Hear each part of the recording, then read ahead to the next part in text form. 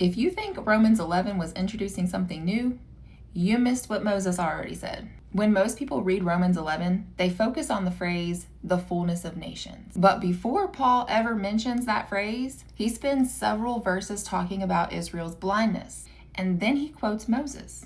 Pause there. Why would Paul, in this moment, quote from Moses? In Romans 11, verse 8, Paul quotes Deuteronomy 29, verse 4, where it says, Yahuwah has not given you a heart to understand, eyes to see, or ears to hear. So now we have to ask, why would Moses say that at the very moment a covenant is being made? Why establish a covenant with a people just 3 verses earlier who don't yet have the heart to fully receive it? And the answer is because there is a plan that has been established since the beginning.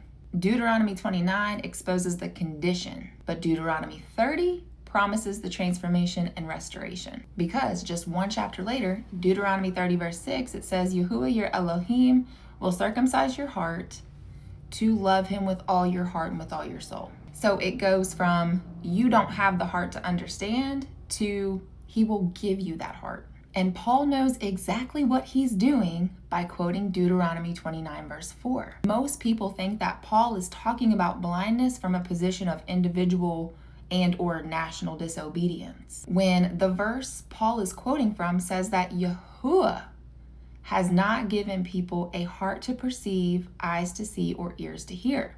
He's not just talking about blindness due to rebellion. He's pointing back to a pattern Moses already laid out, a people lacking spiritual perception, followed by a future promise of heart transformation. So when Paul says blindness in part has happened to Israel until the fullness of the nations comes in, not only is he explaining a shadow of the unfolding of Ephraim's birthright promise and inheritance through Messiah that explains the grafting in of the nations, but he's continuing the story Moses already told. And now Paul is saying in Romans 11, that restoration Moses spoke about, yeah, it's happening through Messiah, through faith, through the lifting of the blindness of Israel, through the gathering of people from the nations. This is the fullness of the nations promised to Abraham, Isaac, Jacob, and Ephraim, in which its fulfillment